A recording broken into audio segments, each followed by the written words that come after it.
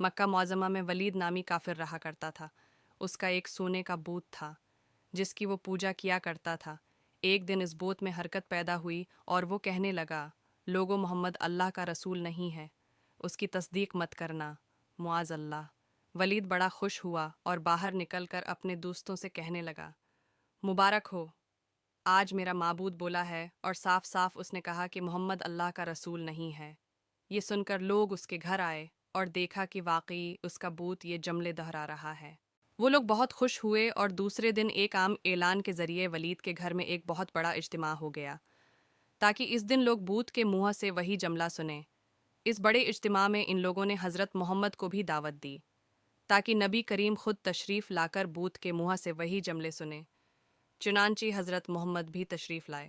جب نبی کریم تشریف لائے تو بت بول اٹھا، اے لوگو، خوب جان لو کہ محمد اللہ کے سچے رسول ہیں، ان کا ہر ارشاد سچا ہے اور ان کا دین حق پر ہے۔ تم اور تمہارے بت جھوٹے ہیں جو تمہیں گمراہ کرنے والے ہیں۔ اگر تم اس سچے رسول پر ایمان نہ لاؤ گے تو جہنم میں جاؤ گے۔ پس عقل مندی سے کام لو اور سچے رسول صلی اللہ علیہ وسلم کی غلامی اختیار کر لو۔ بت کی یہ باتیں سن کر ولید بڑا گھبرایا اور اپنے معبود کو پکڑ کر زمین پر دے مارا اور اس کے ٹکڑے ٹکڑے کر دیے۔ نبی کریم فتحانہ طور پر واپس ہوئے تو راستے میں ایک گھوڑ سوار جو سبز پوش تھا حضور سے ملا۔ اس کے ہاتھ میں تلوار تھی جس سے خون ٹپک رہا تھا۔ تو بود حضور نے فرمایا، تم کون ہو؟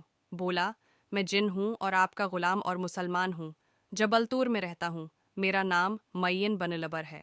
میں کچھ دنوں کے لیے کہیں باہر گیا ہوا تھا، آج گھر واپس آیا تو میرے گھر والے رو رہے تھے۔